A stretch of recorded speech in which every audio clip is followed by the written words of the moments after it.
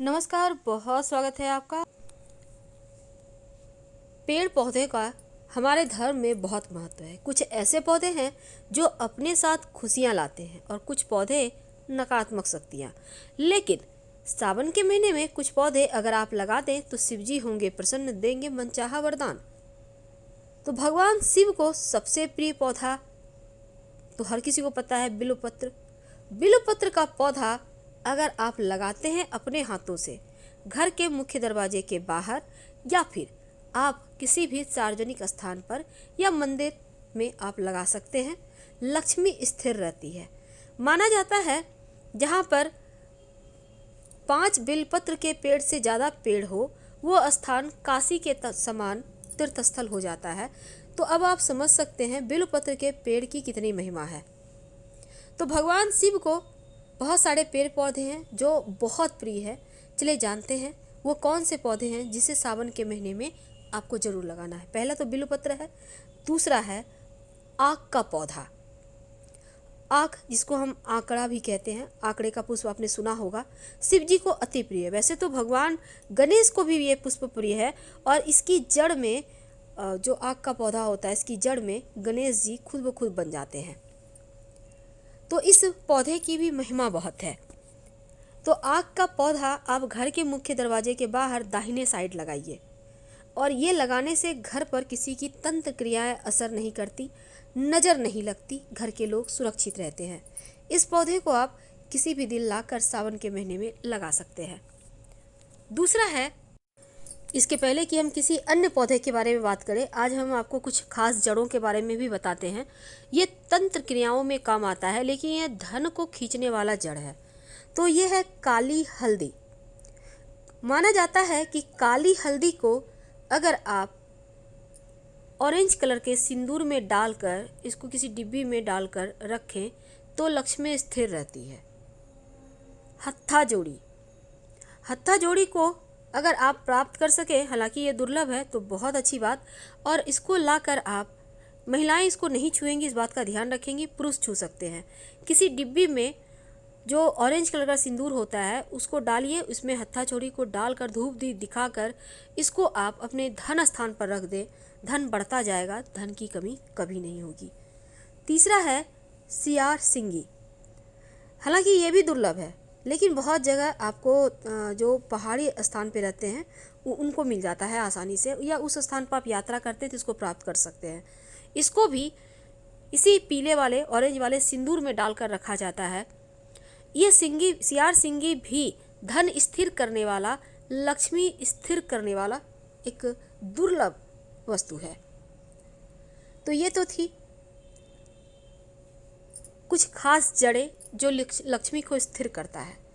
लेकिन थोड़ा और आगे बढ़ते हैं। बिल्वपत्र का पेड़, जैसे कि हमने आपको बेल का पौधा के बारे में बताया कि भगवान शिव बहुत जल्दी प्रसन्न होते हैं, सबसे प्रिय पत्र है। इसका फल, इसकी लकड़ियाँ का चंदन घिसकर शिवलिंग पर अर्पित करें तो सुख शांति आती है। वास्तु भी कहता है कि जिस घर में बिल्वपत्र का पेड़ होता है वहाँ वास्तु दोष समाप्त हो जाता है। जिस घर में बिल्वपत्र का पेड़ होता है वहाँ कभी धन की तंगी नहीं रहती और माँ लक्ष्मी की कृपा हमेशा बनी रहती है। तुलसी का पौधा श्रावण के महीने में जरूर लाइए, अपने घर आंगन में लगाइए। अगर आपके घर में है तो बहुत अच्छी बात, लाने की आवश्यकता नहीं है। घर में सुख शांति और सुख समृद्धि के लिए नियमित रूप से तुलसी के पौधे की पूजा अर्चना करनी चाहिए। इसके बाद स्थान आता है पीपल के पौधे का। माना जाता है अगर सावन के महीने में अपने हाथों से पीपल का पौधा किसी भी सार्वजनिक स्थान पर आप लगा दें तो आपके शनि राहु केतु शांत हो जाएंगे, पितृ प्रसन्न होंगे। लेकिन नियमित रूप से पीपल में जल अर्पित करना शुरू कर दें या परिक्रमा करें तो आपके संतान संबंधी दोष समाप्त हो जाते हैं, संतान प्राप्ति के योग बनते हैं, संतान के कष्ट समाप्त होते हैं, जीवन के आने वाली दुर्घटनाएं भी समाप्त हो जाती है। केले का पौधा आपने सुना होगा, आगे बेल पीछे केला। घर के सामने भूलकर भी केले का पौधा ना लगाएं। घर के पीछे आप केले का पौधा लगा सकते हैं, छत पर भी लगा सकते हैं, पर पीछे साइड। सावन के महीने की एकादशी तिथि पर घर के पीछे केले का पेड़ लगा दीजिए। कभी भी घर के सामने नहीं लगाना और दाम्पत्य जीवन की मुश्किलों को दूर करने के लिए नियमित रूप से केले के पौधे में जल अर्पित कीजिए।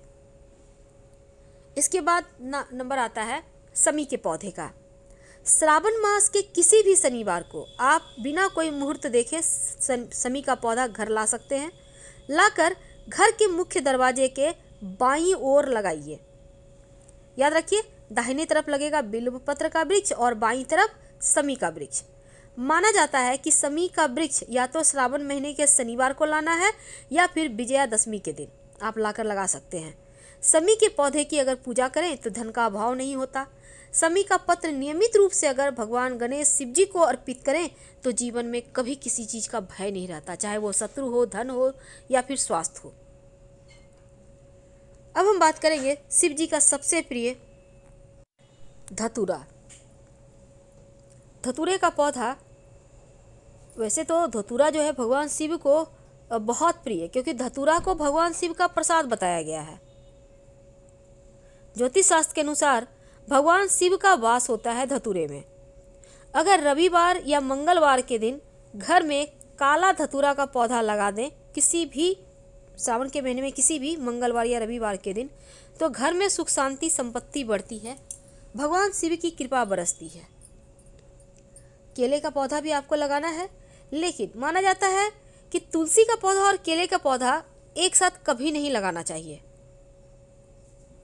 हाँ, आप चाहें तो घर के मुख्य दरवाजे पर बाईं तरफ तुलसी और दाहिनी तरफ केला तो लगा सकते हैं, लेकिन एक साथ भूलकर भी ना लगाएं। और समी का पौधा के बारे में मैंने आपको बताया, शनिवार को लगाना है। अब इसके बाद नंबर आता है चंपा का पौधा। चंपा या केतकी का पुष्प शिव जी को अर्पित नहीं होता, लेकिन अगर आप घर में लगाते हैं तो घर का कलह कलेश समाप्त हो जाता है, चारों तरफ से लाभ होता है, अखंड सुख सौभाग्य बढ़ता है। इसको घर के उत्तर दिशा में आप लगा सकते हैं, उत्तर पश्चिम में। हल्दी का पौधा अगर हो सके तो घर में जरूर लगाइए। हल्दी का पौधा जिस घर में होता है वहाँ तंत्र क्रियाएं असर नहीं करती। तो हल्दी का पौधा आपको कच्ची हल्दी मिल जाएगी, आप लाकर मिट्टी पे डाल दें तो वो मिट्टी में लगा देने से लग जाता है, उसमें पुष्प आने लगते हैं। और जब हल्दी में पुष्प आए तो इसके तंत्रोक्त क्रिया होते हैं, प्रयोग होते हैं, आप उसका भी बेनिफिट उठा सकते हैं। इसके बाद नंबर आता है आंकड़े के पुष्प के जड़ का, उसके फल का। फल की महिमा तो बहुत है, लेकिन आज हम आपको जड़ के बारे में बताएंगे। सावन के महीने में किसी भी दिन आंकड़े के पौधे जहाँ भी आपके घर के आसपास है, कोशिश करें सफ़ेद आंकड़े का पुष्प वाला पौधा ही चुनें। पहले एक दिन पहले निमंत्रण दे आएँ और उनसे कहें कि हम आपको लेने आएंगे। फिर अपनी समस्या बताएं, संतान प्राप्ति के लिए चाहते हैं या तंत्र क्रियाओं से बचने के लिए। फिर अगले दिन जाइए, थोड़ा सा जड़ ले आइए।